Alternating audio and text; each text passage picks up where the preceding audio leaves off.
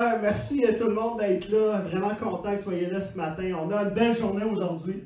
On a eu de la neige hier, mais ça a fondu. C'est vendredi. C'est sûr que ça a fondu. C'était vendredi, c'est vrai, elle a raison. Mais on a une belle journée aujourd'hui. Puis au-delà de la journée qu'on a, on veut continuer dans cette série de messages-là qui s'intitule « Je bâtirai mon Église ». Amen. On a vu comment Jésus a déclaré sur son Église qu'il voulait bâtir son Église. Sur cette pierre, je bâtirai mon Église. Amen. On a vu que la pierre, c'était Jésus. Amen. C'était lui la fondation de l'Église, que c'est la tête, c'est lui qui décide. Dans Matthieu 16, 18, qui est notre verset thématique. Et préparez-vous si vous avez vos Bibles ce matin. Si vous ne les avez pas, sortez vos tablettes, vos téléphones. Il y en a des versets ce matin. Okay? Beaucoup de références. On va essayer d'y aller au mieux. Mais on va avoir beaucoup de références ce matin. Si vous prenez des notes, préparez votre crayon. Je vous le dis, il y a beaucoup de choses ce matin. Si jamais vous dites, vous voulez des notes, vous dites, ah, pasteur, moi, écrire tout ce que tu dis ce matin, c'était pas mal de stuff. Mais j'aimerais ça avoir tes notes ce matin parce que c'est plus pratique ce matin que théorique. Donc, si vous voulez mes notes, faites-le moi savoir, puis je vous donnerai les gros points là, que j'ai sur mes notes. Matthieu 16, 18 nous dit, « Et moi je te dis que tu es Pierre, et que sur cette pierre je bâtirai mon Église. » Amen. Et que les portes du séjour des morts ne prévaudront point contre elle. Amen. Merci Jésus. Il y avait, à un moment donné, il y avait des... je suis mort là, ou c'est toi qui joues avec la son, mon ami? Ok, parfait. Avec toi. Ok, yes. C'est bon, pas de problème. C'était juste que je m'étais comme vous d'un coup. Il y avait à un moment donné quelqu'un qui est en train de s'imaginer les outils du charpentier de Jésus qui tenait une conférence ensemble. Les outils sont assis, puis ils tiennent une conférence ensemble. Et lui s'imagine ce scénario-là, comme ça pourrait ressembler. Hein, cette image-là de qu'est-ce qui se dirait les outils entre eux autres. Hein, puis les outils, c'est un peu nous autres, hein, là-dedans. Il y a le frère Marteau, qui lui, il préside la réunion, il préside la conférence, puis il y en a qui suggèrent l'idée qu'il quitte la réunion parce qu'il est un peu trop bruyant au bout des autres, le Marteau. Hein. Fait bien du son, fait bien du bruit. Alors le Marteau, il dit, écoute, si moi, il faut que je m'en aille, il dit, frère Vice va s'en aller aussi. Alors les autres sont comme, ok, mais on ne comprend pas trop pourquoi. Il dit, parce que lui, il faut le retourner encore et encore pour qu'il accomplisse quoi que ce soit dans cette église-là. Frère Vice, il parle, lui, il se défend. Il dit, si vous le souhaitez, je vais m'en aller, mais j'amène le frère Rabot avec moi. Savez-vous c'est quoi un rabot? C'est un outil pour travailler le bois là, en surface, là, tu travailles le bois avec ça. Je l'amène avec moi, il faut qu'il parte lui aussi. Parce que lui, tout son travail, il est juste en surface. Ses efforts, ça n'a pas de profondeur. Hein, ils se plaignent tous, là, tu sais. Là, frère Rabot, il répond, lui, ben, frère Reg, il va s'en aller aussi. Hein? Parce que lui, là, il mesure toujours les gens comme s'il était seul à avoir raison. Puis, en plus de ça, lui, tu sais, il y a toujours lui qui a la bonne mesure. Jamais les autres. Fait que, il dit, il se plaint contre frère papier sablé après ça. Il dit, toi aussi, tu devrais partir, parce que tu es aussi dur, puis tu frottes toujours le monde dans le mauvais sens. Tu es dur avec le monde, puis tu les frottes dans le mauvais sens. Fait que toi, tu devrais t'en aller aussi. Là, au milieu de cette discussion-là, le charpentier de Nazareth arrive. Hein? Et lui, il arrive pour commencer sa journée de travail. Puis tous les outils sont là, dans l'atelier. Il en fait son tablier, s'en va sur le banc de travail pour faire une tribune qu'on va mettre à l'avant de l'église pour pouvoir prêcher l'évangile avec ça. Hein? Commence à prendre les outils, un après l'autre, puis un après l'autre, il prend les outils, puis il prend le marteau, la vis, le rabot, la règle, le papier à sabler, puis tous les autres outils qui sont là dans l'atelier. Après la journée de travail, quand la tribune est finie, puis que le travail est complété, frère Si prend la parole. Il se lève et il dit, les boys, les filles, parce que, hein, je constate qu'on est tous des outils dans les mains de Dieu. Fait que, faisons notre job sans nous plaindre, hein, les uns les autres. Fait que, on a parlé d'unité la semaine passée. Quelle belle image pour l'Église de Dieu.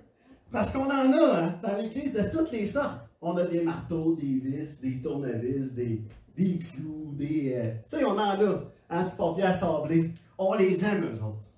Ah, qu'on les aime, les papiers à sabler, hein? Frotte, hein? C'est pas toujours facile. Mais on a de toutes les personnalités, tous les types de gens dans l'Église. Mais on voit comment Dieu bâtit son Église, emmène, il se sert de chacun pour accomplir sa destinée, son œuvre. Et Dieu est un Dieu de relation. Amen? Dieu est un Dieu de relation. On l'a vu, il a envoyé son Fils pour qu'on puisse entrer en relation avec l'humanité. Amen? Amen. Jésus est mort sur la croix pour qu'on puisse rentrer en relation librement avec lui, qu'il n'y ait plus de voile, qui nous sépare. Il s'est fait homme pour être parmi nous. Jésus nous a démontré lui-même l'importance des relations avec ses disciples. Amen? Amen. Jésus choisit 12 disciples. Et puis il choisit chacun. Chacun avait leur caractère, leur tempérament. On l'a vu la semaine passée. Comment Pierre était abrupt, comment Jean était proche, était un gars qui était intime, il avait l'intimité avec Jésus, puis comment Judas, lui, c'était celui qui allait trahir Jésus. Et puis comment Matthieu, celui qui était chef d'impôt, hein, qui était collecteur d'impôts, comment il était différent des autres. Et lui, c'était un homme avec un passé différent. Mais chacun, Jésus a eu une relation avec ces hommes-là. Il est entré en relation avec chacun d'eux. Et à Pierre a déclaré des choses, à Jean a déclaré des choses. Il a demandé à Jean de s'occuper de sa mère à la fin. Il faisait confiance à Jean.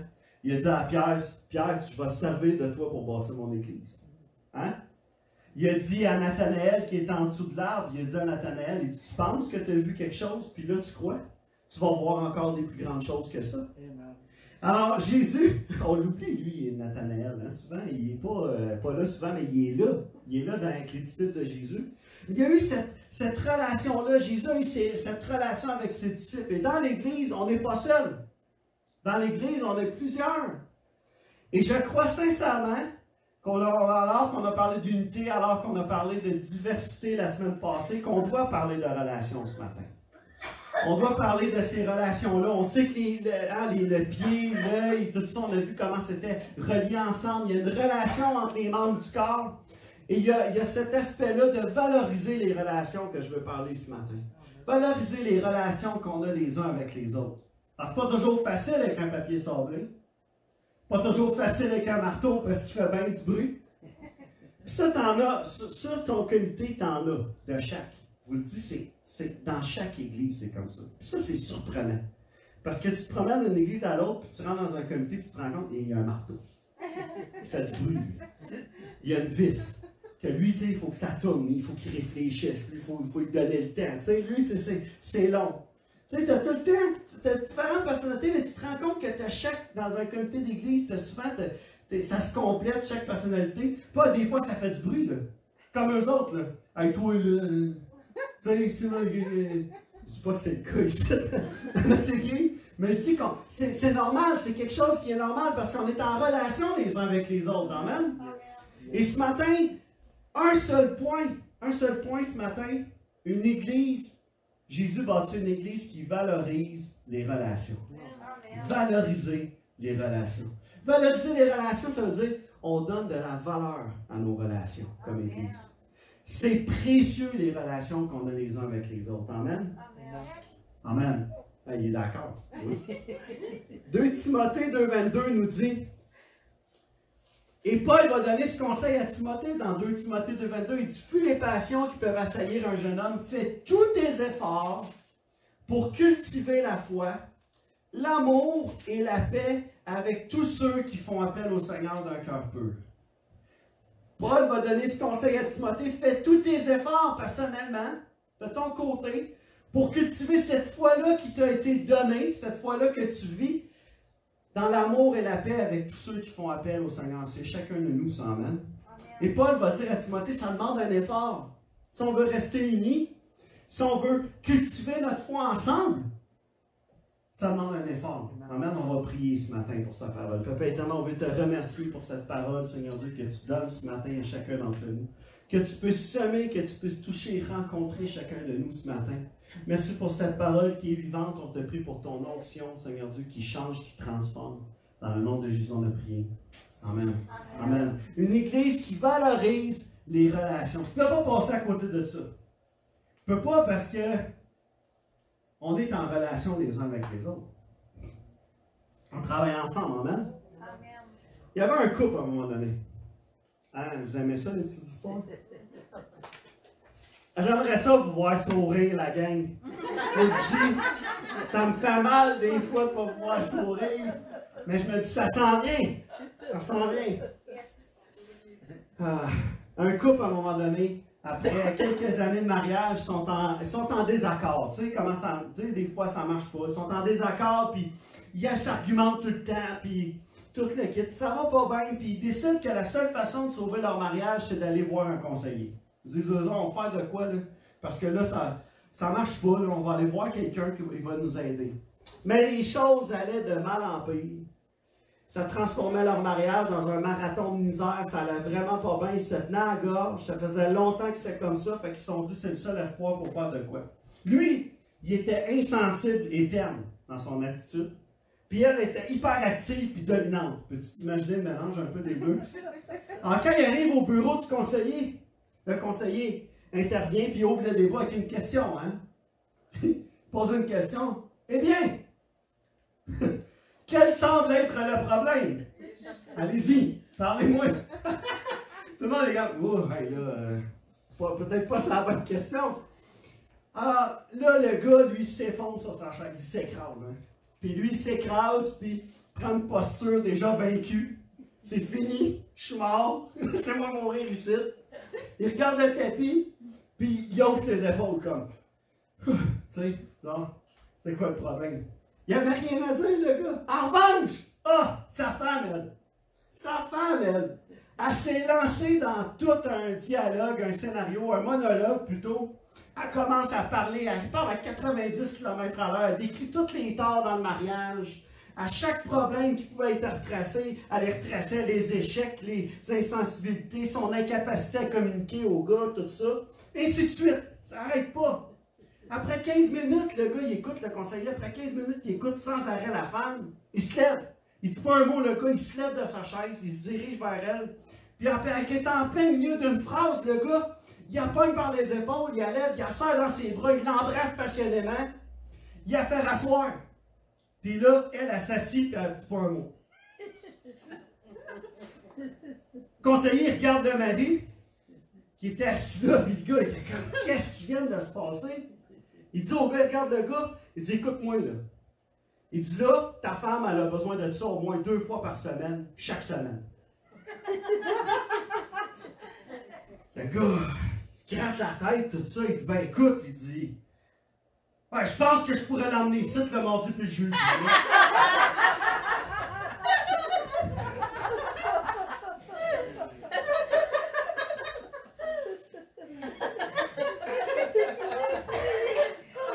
Tu sais, les relations, hein? Tu sais, les relations, hein? Là, on parle de couple, mais c'est dans nos relations. Il y a des défis. Tu sais, il faudrait que tu fasses ça. Ben, je pourrais peut-être l'emmener ici le mardi et le jeudi, parce que moi, il va t'avouer que... Hein? Comprenez-vous qu'il y a des défis, il y a des efforts à faire, mais on doit valoriser nos relations les uns avec les autres. Amen? Les mots, les uns avec les autres, ça revient plus de 25 fois dans le Nouveau Testament. Ceux-là même ont été utilisés par Jésus quand il prie pour nous. On l'a vu la semaine passée dans Jean 17, quand Jésus prie pour nous, il va dire les uns. Il va parler des uns, qu'on soit un comme lui, qu'eux soient un. Il va répéter ça à plusieurs reprises. Mais c'est évident que les relations occupent une place importante pour Jésus. Amen. Amen. Jésus va dire à Pierre dans Luc, chapitre 22, versets 31 à 32, « Simon, Simon, fais attention! Satan vous a réclamé pour vous passer tous au crible, comme on secoue le blé pour le séparer de la balle. Mais moi, j'ai prié pour toi, pour que la foi ne vienne pas te manquer, et toi, le jour où tu seras revenu à moi, fortifie tes frères. » Pierre, prends soin des autres. Pierre, je sais que ce ne sera pas facile ce que tu vas vivre aujourd'hui, mais j'ai prié pour toi pour que, quand ça va éclater, tu puisses fortifier tes frères, que tu sois là pour eux, que tu puisses prendre soin d'eux autres, que tu joues ton rôle. Amen. Amen. Parce que Pierre est appelé à bâtir l'Église de Dieu. Paul l'a fait de son côté avec les païens. Et Pierre a bâti avec les Juifs, et vous connaissez là, les deux, c'est complètement deux opposés, Pierre et Paul. Mais ils ont travaillé ensemble pour l'Église de Dieu. Amen. Jésus veut bâtir une Église qui valorise les relations. Et ce matin, on va voir plusieurs attitudes, plusieurs choses qu'on ne doit pas faire dans l'Église, hein? Et qu'on doit faire dans l'Église. Et il y en a 20 quelques. OK? Je ne sais pas qu'on va tous y arriver à matin. Ça va demander un effort. Mais on va commencer avec les attitudes à éviter. Je dis à éviter parce que je pense que de notre propre chef, c'est difficile à complètement effacer ça. Puis je dis dans l'Église, mais c'est dans n'importe quel... Ce matin, ça ne s'applique pas juste dans l'Église, dans nos relations en général. Mais dans l'Église, on doit avoir cette direction-là de dire, c'est les attitudes à éviter dans l'Église, c'est bien ceux-là. Il y en a 6, OK? Que j'ai répertorié. Il y en a peut-être plus, là, mais que je veux partager avec vous ce matin. La première, c'est se condamner. Hein? Se faire juge, là. Parce que c'est ça, condamner quelqu'un. Tu sais, c'est qui condamne ici dans la société, c'est les juges. Ils donnent une condamnation. C'est eux autres qui portent un jugement. Puis on va le revoir, là, parce que jugement et condamnation, ça se ressemble, mais c'est pas... En tout cas, vous allez voir. Se condamner. Romains 14,13 nous dit: cessons donc de nous condamner les uns les autres. Prenez plutôt la décision de ne rien mettre en travers du chemin d'un frère qui puisse le faire trébucher ou tomber. Hein? Arrêtons de condamner chacun les uns les autres. Ben, prenons la décision de ne rien mettre en travers du chemin d'un frère qui puisse le faire trébucher ou tomber. Il faut prendre la décision. Il faut prendre cette décision-là de faire non, non, non, non, non. Non, non, c'est pas comme ça. Non, je vais changer mon attitude, je vais prendre une décision, je ne mettrai rien, je ne ferai rien qui va condamner ou qui va... Et condamner quelqu'un, c'est juste dire, ben, il a fait de quoi? C'est pas correct ce qu'il a fait. Pas correct. Puis, tu sais, dans l'Église, là, on entend ça souvent. Mais je dis pas que c'est, tu sais, mais on l'entend. Puis on le fait, tu sais, on n'aurait pas dû faire ça. Tu sais, des fois, c'est notre opinion, mais je pense qu'on pourrait le dire d'une autre façon, puis là, à ce moment-là, ça ne porterait pas de condamnation sur la personne. Des fois, c'est dans notre approche, dans notre façon de le dire, tu sais. Tu sais, ce qu'il a fait, tu sais, que le Seigneur puisse l'aider là-dedans, parce que ça ne sera pas facile. La décision qu'il a prise, c'est pas la meilleure. Puis... Tu sais, c'est pas facile, hein? Voyez-vous, déjà, il y a comme un sentiment à ne pas se condamner. Se condamner, c'est à ne pas faire. Deuxième, non, c'est pas vrai, Matthieu 7, 1, 2 nous dit: ne condamnez pas les autres pour ne pas être vous-même condamnés, car vous serez condamnés vous-même de la manière dont vous aurez condamné, et on vous appliquera la mesure dont vous serez servis pour mesurer les autres. Alors, Jésus va dire, il y a un retour, là. Si tu condamnes quelqu'un, c'est comme un boomerang. Ça te revient en pleine face. Avec la même mesure que tu vas avoir pris pour mesurer les autres. Alors souvent, peut-être, on peut se demander, voyons, pourquoi que, regardons ce verset, peut-être que j'ai condamné quelqu'un cette semaine, peu importe quand vous l'avez fait. C'est une attitude à éviter dans l'Église, ne pas se condamner les uns les autres. Hein? C'est pas quelque chose qui est toujours facile. C'est pas quelque chose ça demande la grâce de Dieu. Deuxième, se détruire. C'est là, ça. C'est là. Galates, chapitre 5, verset 15, nous dit, mais si vous vous blessez les uns les autres, et si vous vous entre-déchirez, prenez garde, vous vous détruirez mutuellement. Alors, si on considère que l'Église est comme un édifice, hein? C'est comme une brique par-dessus un autre. Alors, ça veut dire qu'on peut blesser les gens dans l'Église, qu'on doit faire attention de ne pas s'entre-déchirer les uns les autres, de prendre garde parce qu'on va se détruire mutuellement. Et qu'est-ce que ça fait quand tu détruis une brique dans un édifice? Hein? Ça fait que c'est pas mal moins solide, là. Puis plus tu en détruis, plus tu te fais mal, plus tu te blesses les uns les autres, ben, là, ton mur est encore moins solide.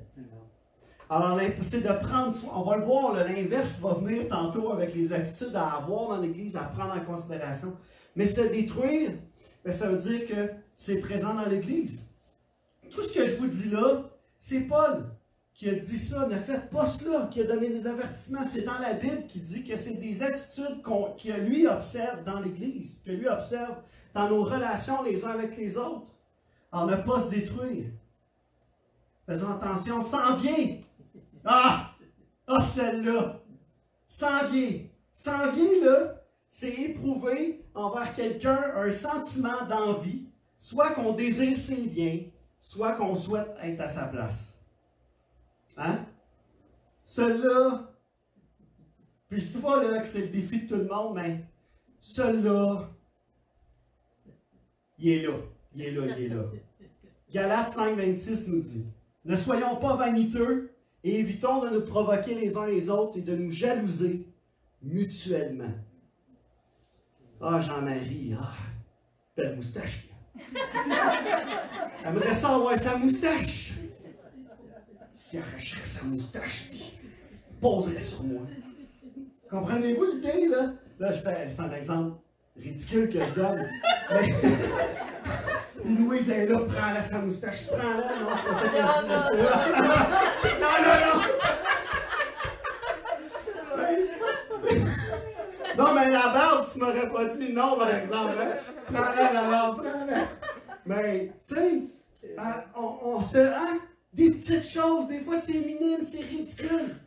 Même dans nos... même en pasteur, des fois, on se rend compte. Combien t'as de monde dans ton église? Moi, 150. 80. Tu sais, non, mais c'est vrai, c'est comme, tu sais, puis des fois, on envie ce que l'autre a, puis c'est même pas, c'est la chair, hein, c'est charnel, tu sais, je vais aller chez Mélissa, ben, ta belle maison, on va voir son char, et tu aimerais savoir ça? Non, mais tu sais, entre l'autre, puis là, je dis, aimer avoir ça, puis envier l'autre, c'est différent, parce qu'on devient jaloux de l'autre, là, c'est là que ça vient. Moi, je connais des gens, là, c'est constamment, t'achètes quelque chose, puis il faut qu'il achète mieux que toi. Moi, je connais du monde, c'est le même. J'achète une TV 60 pouces. Lui, quand je vais retourner chez eux, parce que j'ai dit que j'ai acheté une TV 60 pouces, il va en avoir une 70. Puis il va dire, pourquoi? Ben, écoute, je t'ai rendu à changer de TV, ça fait un an que t'as l'autre. Moi, ça faisait 10 ans, tu sais, genre, tu sais, que moi, c'est comme plus un... Je trouvais que ça faisait plus de sens, mais là, toi, tu sais, là, tu vois qu'il y a comme... Il y a quelque chose, mais les biens, où être à sa place? Ah, cela aussi est présent dans l'Église des fois. On se regarde de haut. Ah, je ferais tellement mieux ça, mieux que lui.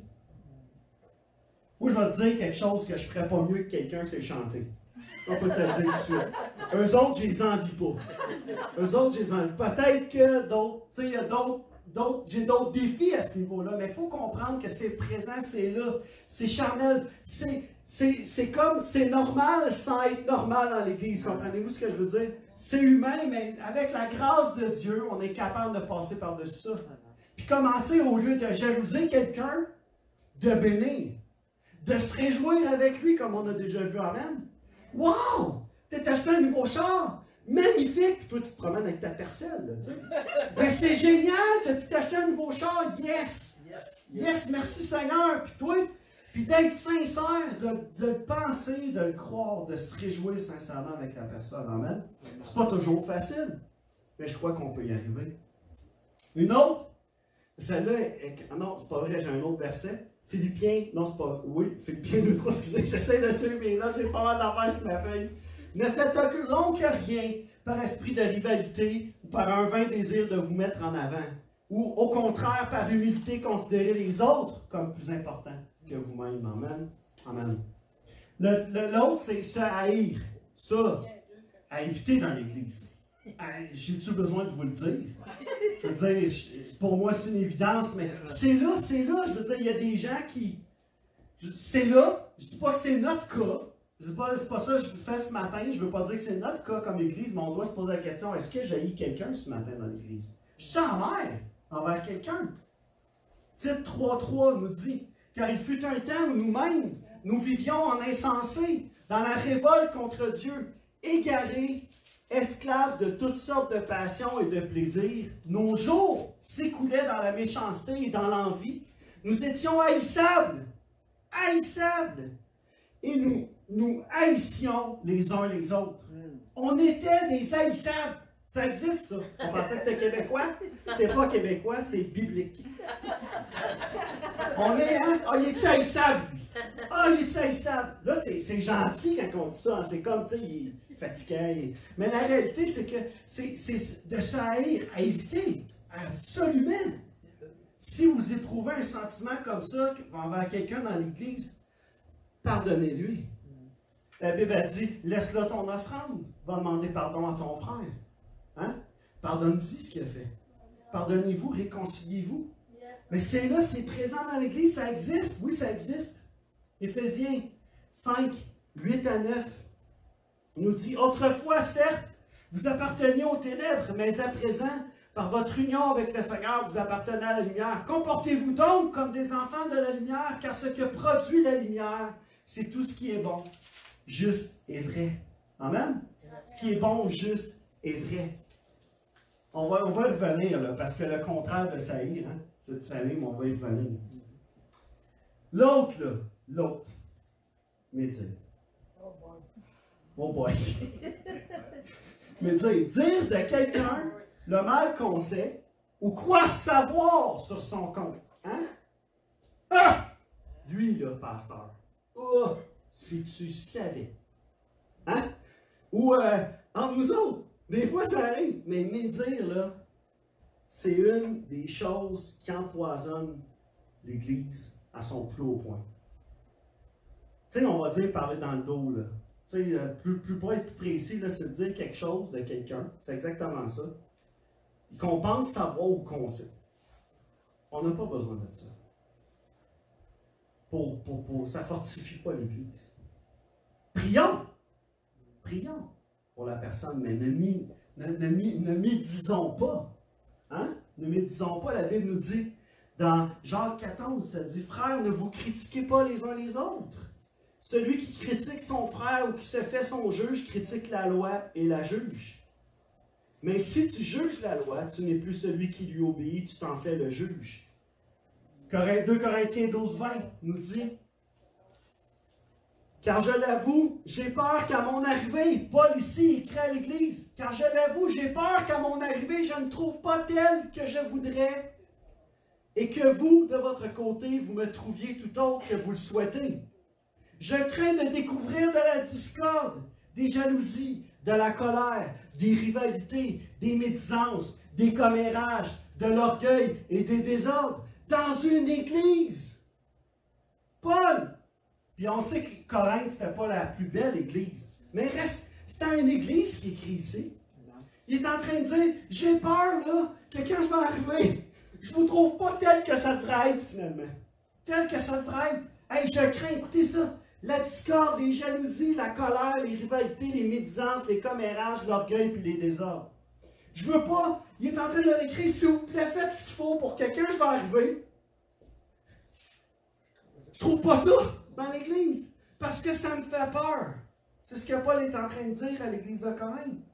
Alors c'est là, les médisances c'est là, les commérages c'est là. Vous le savez, là, vous travaillez des fois dans des milieux, hein, comment, des fois au travail, là, ça se fait vite, là, ces choses-là. As-tu vu ce qu'il a fait, là? En tout cas, je ne dirais pas ce qu'il a fait, là, mais il a fait ça. Genre, tu sais, vous comprenez ce qu'elle veut dire? Faisons attention à ça. Faisons attention à ça.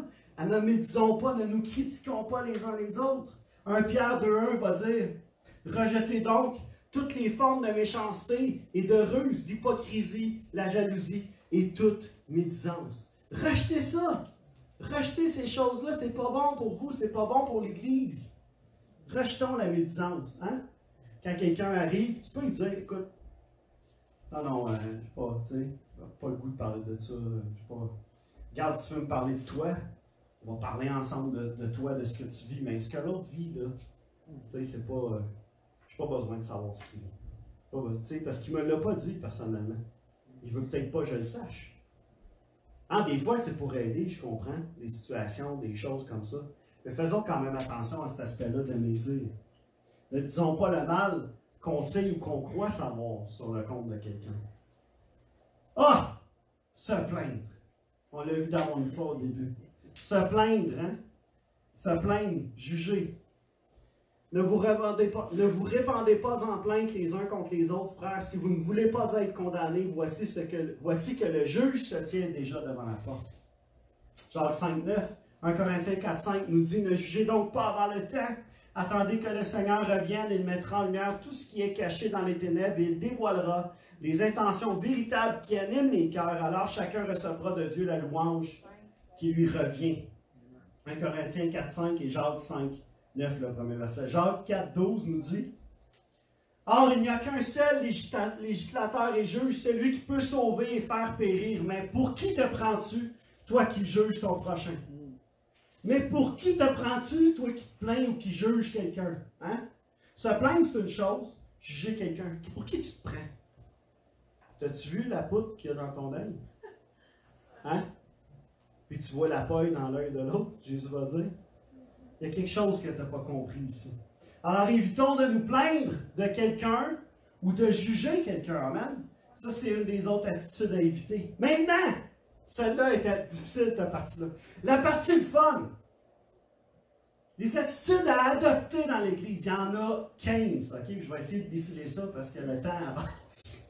Le temps, il ne s'arrête pas. Adopter. La première, vivre en harmonie. Vivre en harmonie. Romains 12,16 nous dit que vos sentiments vous rapprochent les uns des autres. Vivez ensemble en bonne harmonie. Ne frayez pas seulement avec... Ne frayez pas, je ne sais pas si c'est la bonne affaire, mais je pense que oui. Ne frayez pas seulement avec les gens importants. Complaisez-vous dans la compagnie des humbles. Méfiez-vous de l'orgueil et de l'ambition. N'aspirez pas à réaliser de grandes choses. Donnez-vous aux tâches modestes. Ne vous surestimez pas. Ne soyez pas de ceux qui savent tout mieux que les autres. Ne vous croyez ni meilleur ni plus sage que vous ne l'êtes et n'ayez pas l'outrecuidance, quel mot, de penser que vous avez déjà tout compris. Hein? Hey, ça, c'est une attitude à adopter dans l'Église. C'est Romains 12,16 qui nous dit ça dans la version parole vivante. Vivre en harmonie les uns avec les autres. 1 Thessaloniciens 5,12 à 13 dans la version parole vivante également nous dit, nous vous prions, frères, de respecter et d'honorer ceux qui travaillent parmi vous au service du Seigneur. Apprenez à les connaître. Entourez d'égards et de témoignages de reconnaissance vos conducteurs spirituels qui président vos réunions et vous dirigent dans la communion avec le Seigneur. Ils vous montrent le bon chemin par leurs conseils, leur exhortation et leur avertissement. Estimez-les et témoignez-leur d'une affection particulière en raison de leur activité et de leur peine. Vivez dans la paix avec eux. Amen! Je ne dis pas ça juste pour moi, parce que ça parle de moi là-dedans. Mais je ne dis pas ça juste pour moi. Oui! Amen! Je t'emmène à ça. Je veux ça. Que vous appreniez à me connaître avant de porter une condamnation, un jugement sur une situation, une chose que j'ai dite, que j'ai faite. Que vous puissiez pas m'aimer à tout point de vue. Hein? Mais vraiment m'estimer et me témoigner une affection particulière. Amen? C'est ce que la Bible nous dit de faire. De vivre en harmonie. Même avec le pasteur, c'est possible de vivre en harmonie. Merci Seigneur. Romains 15,5 nous dit que Dieu, source de toute patience et de tout réconfort, vous donne de vivre en plein accord les uns avec les autres, conformément à l'enseignement de Jésus-Christ. Alors, de vivre en harmonie les uns avec les autres, ça ne veut pas dire d'être toujours d'accord, mais d'être en harmonie. Amen, dans une attitude harmonieuse. Puis, je ne peux pas passer trop de temps sur chaque point, fait que je vais m'attarder au plus important. L'autre, c'est s'accueillir. Hein, s'accueillir.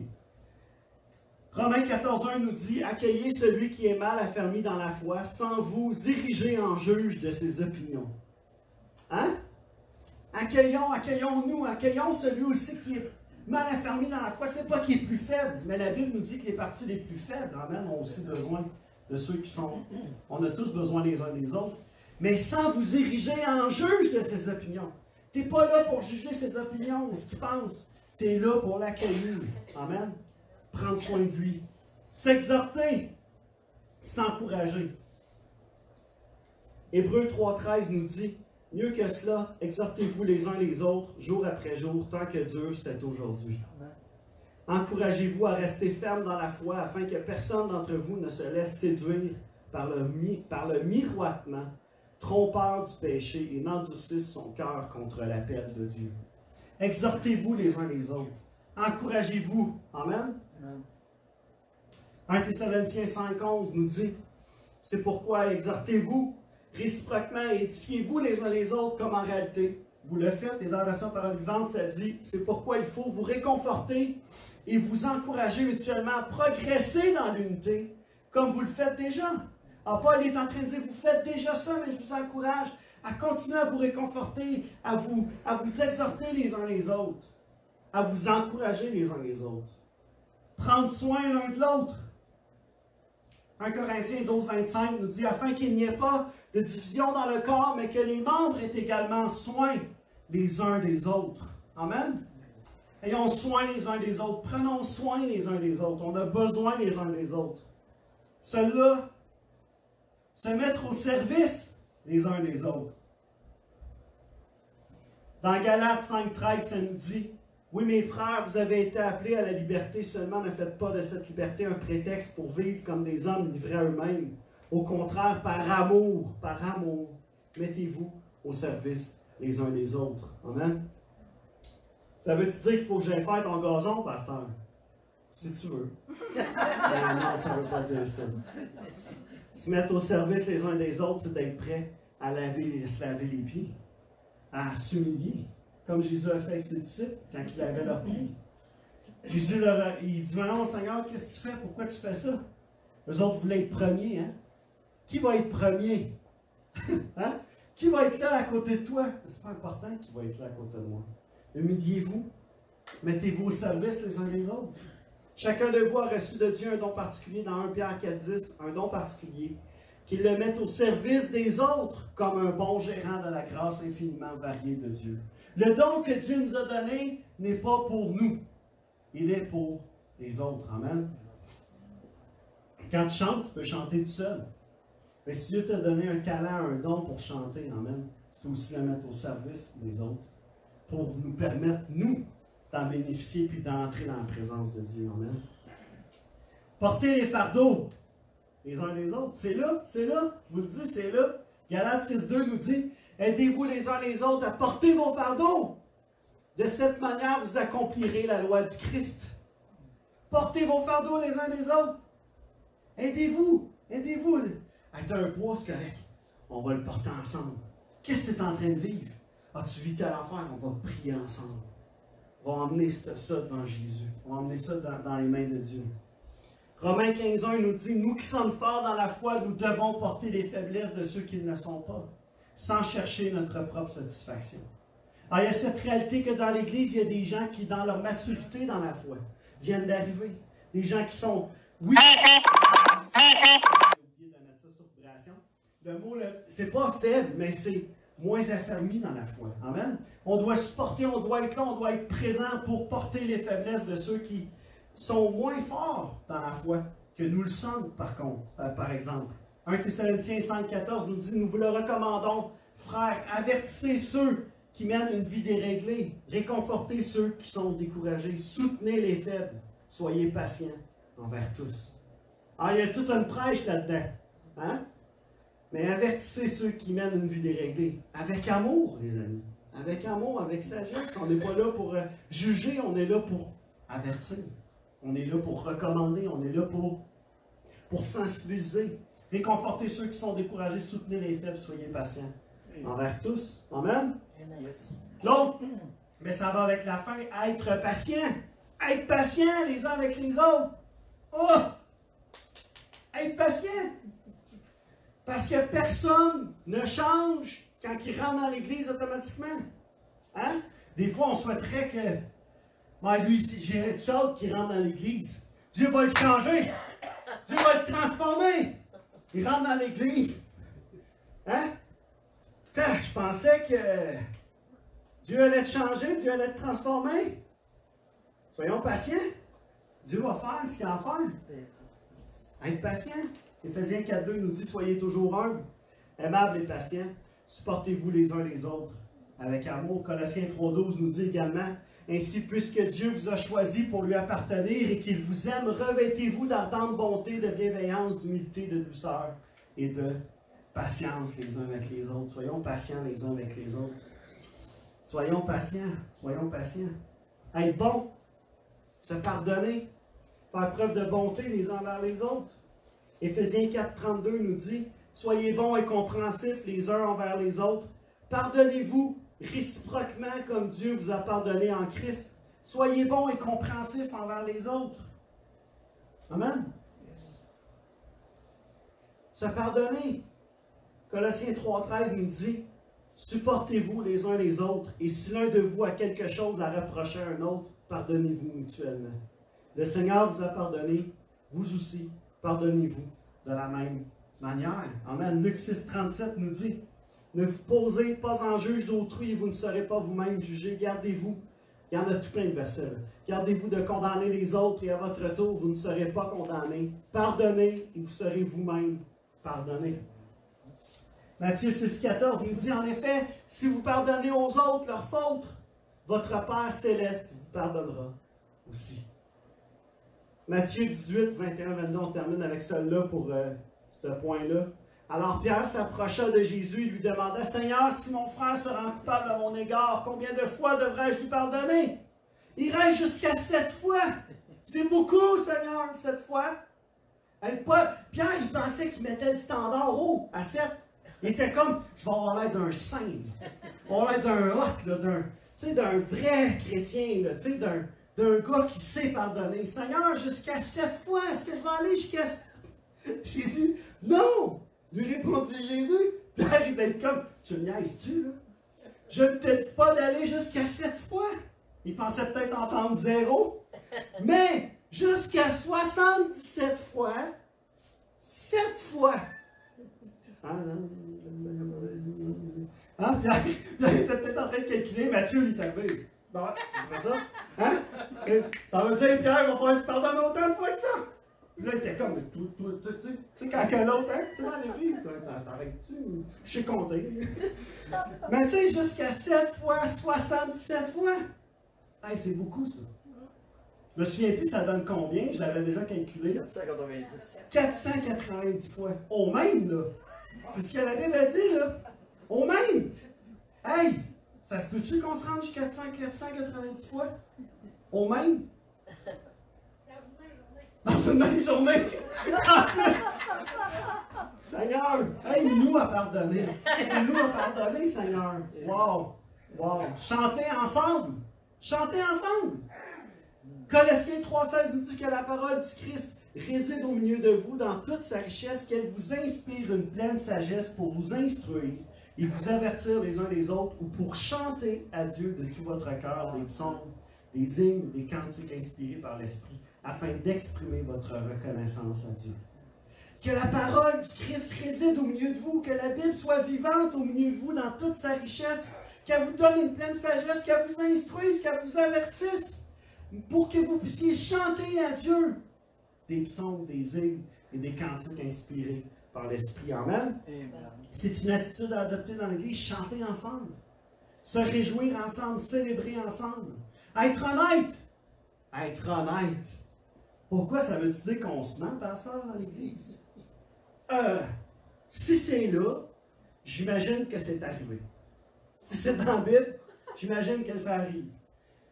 Si moi, par exemple, je vais poser une question à quelqu'un dans l'Église, ça peut-tu arriver que la personne ne me dise pas complètement la vérité, soit pas complètement honnête? Ça arrive. On n'est pas tout le temps honnête les uns avec les autres. Est-ce qu'on ça arrive? Je veux dire, c'est là, c'est présent. Ça demande un effort. Colossiens 3,9 et non pas 3,16, il y a une erreur ici. Ne vous mettez pas les uns, ne vous mentez pas les uns aux autres, car vous avez été dépouillés de l'homme que vous étiez autrefois avec tous ses agissements. Vous n'êtes plus cet homme-là. Vous n'avez plus besoin de vous mentir. Soyez honnêtes les uns envers les autres. Et être honnête, ça ne veut pas dire tout ce qu'on pense. Hein, il y en a, oh oui, ok, oh oui, pasteur, matin, il a dit, faut que je sois honnête. Toi, là, on va te dire de quoi? Tu sais, c'est comme, c'est pas ça que ça veut dire. Ça veut dire d'être honnête, de ne pas se mentir les uns aux autres. Ça veut pas dire de, hey, on dit tout ce qu'on pense. Non, c'est pas ce que ça veut dire. Je veux faire une distinction. Je veux pas ça. Hey, pasteur, j'ai mis en application ton message cette semaine. Ouais. Comment t'as mis en application? Éphésiens 4,25 nous dit, c'est pourquoi, débarrassés du mensonge, que chacun de vous dise la vérité à son prochain, ne sommes-nous pas membres les uns des autres. Amen. C'est comme je vous disais la semaine passée, d'être capable de dire à quelqu'un, écoute, je pense que Dieu a une place différente pour toi dans son Église. Je pense que Dieu t'appelle. Tu sais, des fois, tu vois un potentiel dans les gens.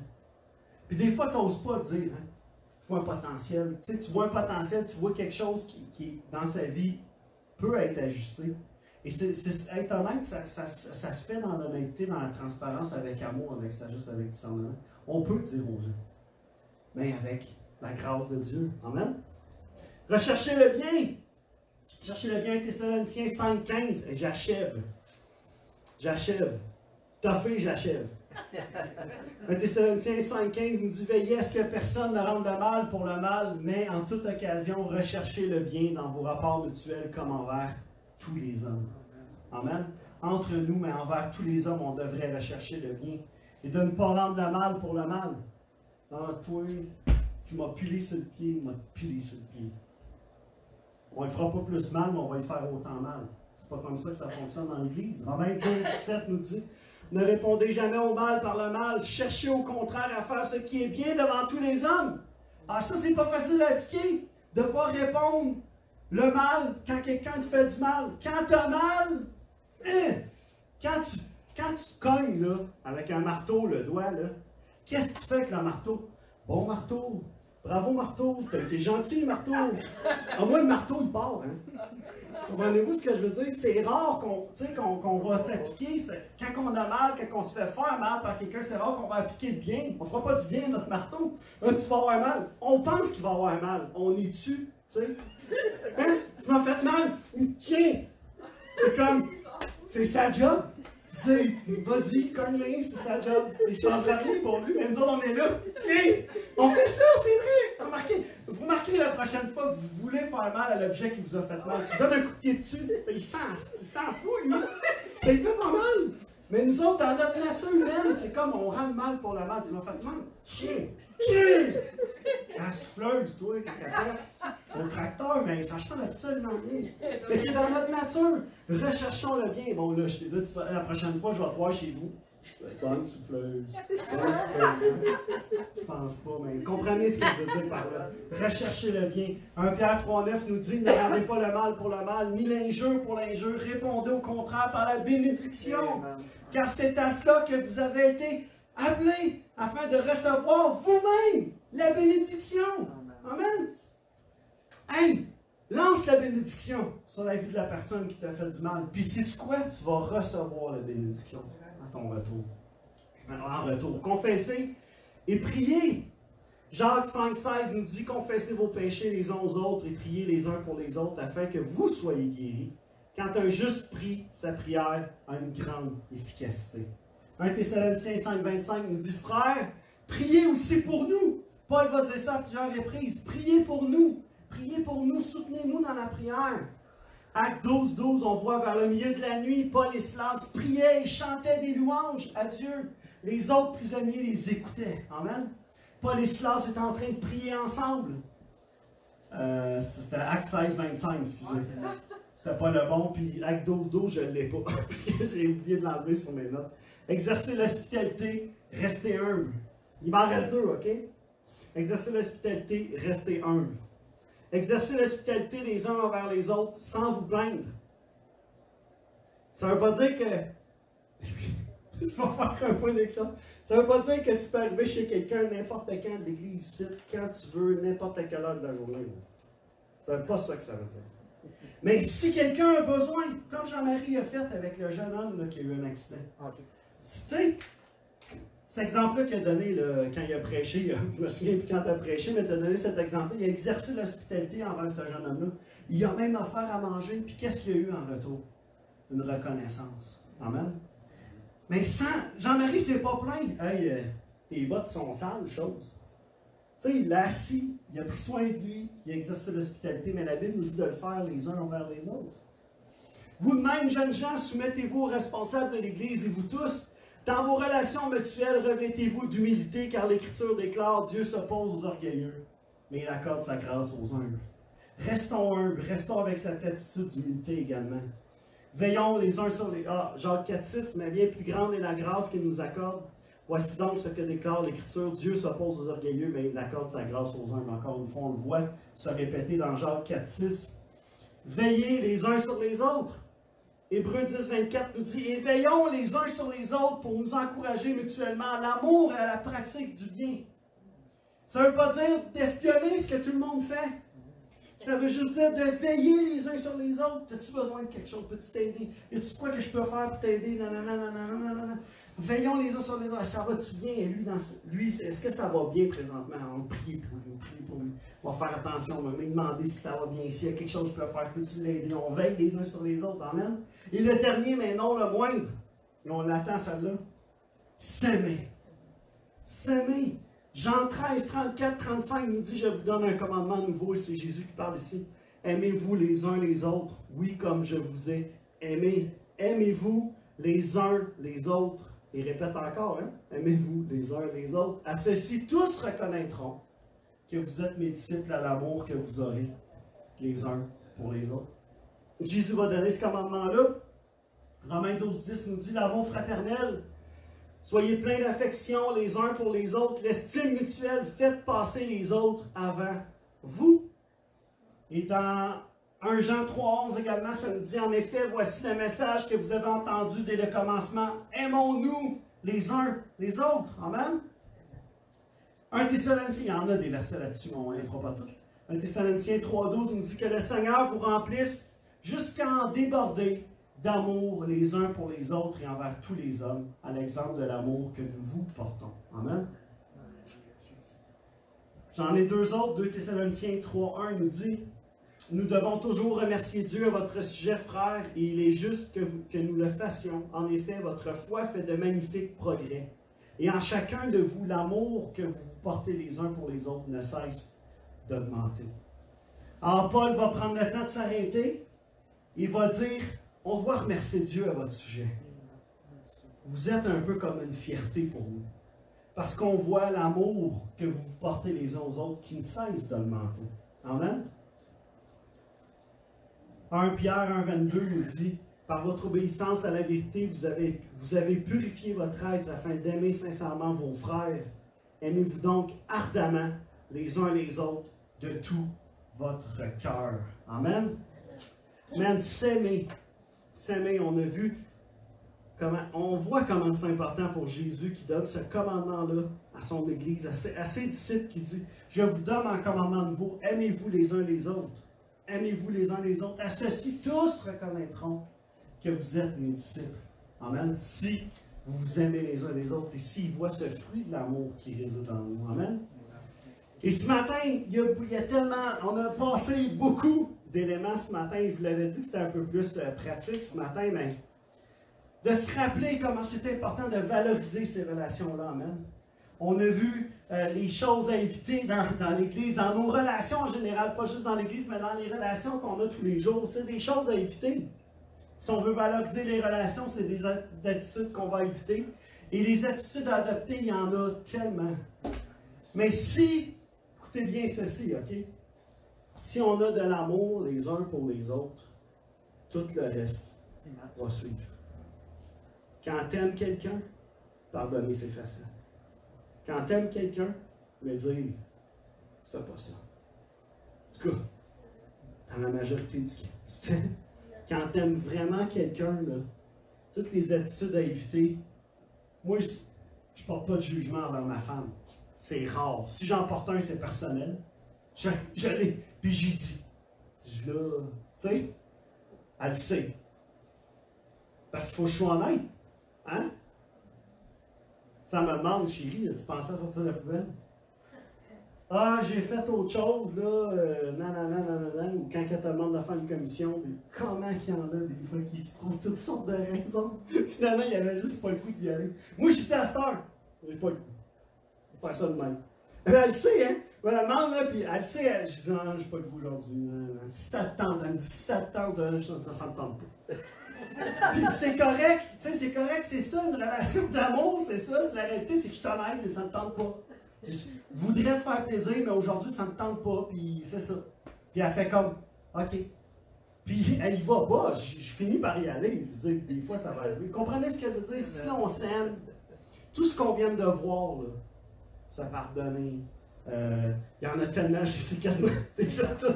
Il y en a tellement, s'accueillir, s'exhorter, prendre soin les uns des autres. On fait ça quand on s'aime, amen. Aimons-nous les uns les autres. Je termine avec ceci. Peut-être vous connaissez cette petite image-là ce matin. Et je vais terminer avec cette image. Il y a une fois, il y a un gars, un Chinois qui meurt, puis il se ramasse paradis par en enfer. Il fait un petit voyage au paradis par en enfer, puis il est excité en enfer, le gars, c'est pas possible. Parce qu'il trouve une table chargée de plein d'aliments, puis comme un buffet à volonté, plein de délices, plein de bonbons, plein d'affaires. Puis les gens sont assis là, mais ils sont en colère, là, ils sont fâchés, sont frustrés, ils se disputent les uns avec les autres. Puis là, le gars, il ne comprend pas trop ce qui se passe. Mais l'affaire, c'est qu'ils n'avaient pas le droit de ramasser la nourriture qu'il y avait là avec leurs doigts. Il fallait qu'ils prennent des baguettes qui faisaient 10 pieds de long. Fait que, pas capable de manger une affaire qu'il y avait là parce qu'il ne se rendait pas, tu sais. Les baguettes du pied de long, c'est long, là. Longtemps. C'est quasiment un 2 par 4, là, tu sais, 8 pieds, là, tu sais. Puis là, tu essayes avec un 2 par 4 de mettre ça dans ta bouche. Tu seras jamais capable. Tu vas faire comment? C'est pas... L'image est là, là. Ah là, le gars, tu sais, il est comme, OK, ils sont fâchés, tout ça, pas de problème. Donc là, il s'en va au ciel après. Il fait un petit voyage au ciel. Encore une fois, il trouve un beau banquet là, de la bouffe, un buffet à volonté. Puis encore une fois, juste des baguettes de 10 pieds, que le monde a. Mais là, il remarque, les gens sont heureux, sont satisfaits, sont bien, sont rassasiés, sont heureux.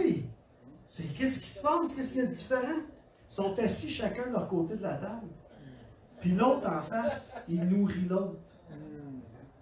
Fait que les deux sont satisfaits. C'est ça l'Église. C'est ça l'Église. Amen? C'est ça l'Église. Il y a un beau buffet, là. Plein de délices, plein de choses que Dieu met à notre disponibilité dans l'Église, pour l'Église de Dieu. Et on a une chose à faire, c'est prendre soin les uns des autres. Valoriser nos relations dans l'Église. Et comment que la pandémie nous a fait réaliser que les relations, il ne faut pas les prendre pour acquis. Nos amis, nos familles. Valorisons ces relations-là que nous avons les uns envers les autres dans l'Église. Amen. Profitons de ces relations-là. Aimons-nous les uns les autres. Évitons les attitudes qu'on a vues plus tôt. Mais au contraire, mettons nos efforts à appliquer les autres attitudes qu'on a vues. S'aimer, s'accueillir, exercer l'hospitalité, prendre soin, prier les uns pour les autres. Amen. Toutes ces choses-là qu'on a vues aujourd'hui. Amen. Valorisons ces relations-là qu'on a. Puis c'est un effort que ça demande, là. Parce que le papier sablé, là, puis le marteau, pas toujours facile, là. J'ai-tu dit que c'était facile durant mon message? Vous le dites, là. C'est pas facile tout le temps de valoriser nos relations. Mais si on travaille, on fait un effort, on s'aime, puis que l'amour transcende le reste. L'amour couvre une multitude de péchés, l'amour pardonne, l'amour endure tout, l'amour pardonne tout. Amen. On va se lever ensemble, on va terminer avec un mot de prière.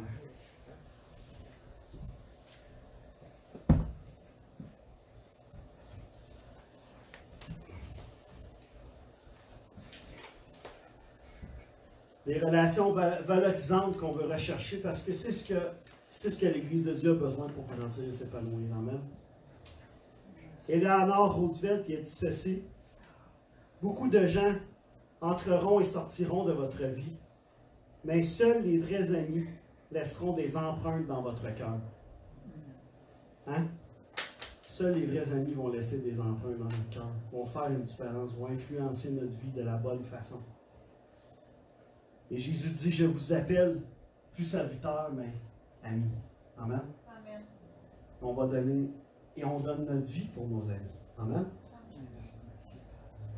Et Jésus veut bâtir cette Église qui valorise les relations. Papa éternel, ce matin, on te prie pour ce message qui a été partagé ce matin, pour ta parole qui a été prêchée ce matin, Que tu puisses semer dans nos vies, dans nos cœurs, Seigneur Dieu, cette semence-là, Seigneur Dieu, de puissance, de vérité, Seigneur Dieu, de relation, comment les relations sont importantes à tes yeux, Seigneur Dieu, et comment nous devrions valoriser ces relations dans l'Église, Seigneur Dieu, dans notre vie de tous les jours, Papa éternel. Permets-nous de recevoir cette parole ce matin et de l'appliquer, Seigneur Dieu, jour après jour dans nos relations, qu'on puisse s'aimer, qu'on puisse s'encourager, qu'on puisse se fortifier, s'édifier les uns les autres, Papa éternel. Père, on veut te remercier que je déclare sur cette Église, Seigneur Dieu, que nous voulons valoriser ces relations, Seigneur Dieu. Que nous sommes une Église qui veut aller de l'avant et valoriser ces relations au-delà de peu importe ce qui peut arriver, les défis, les opinions différentes, Seigneur Dieu. Nous voulons, Seigneur Dieu, te remercier, Seigneur Dieu, que dans cette Église, il y a de l'amour, il y a la paix, il y a l'harmonie, il y a la joie, Seigneur Dieu, de se retrouver ensemble, Seigneur Dieu. Et je te prie, Seigneur Dieu, que nous puissions réaliser cela aujourd'hui, afin que cette Église puisse grandir et s'épanouir, que nous puissions nous aimer les uns les autres, nous pardonner les uns les autres, nous encourager les uns les autres, et que lorsque les gens mettent les pieds dans cette Église, ils puissent ressentir cet amour, et voir comment nous t'aimons toi, Seigneur Dieu. Et nous nous aimons les uns les autres afin qu'ils puissent reconnaître ta main sur cette Église. Reconnaître que c'est toi qui fais naître cet amour que nous avons les uns pour les autres. Dans le nom de Jésus, on a prié. Amen. Amen.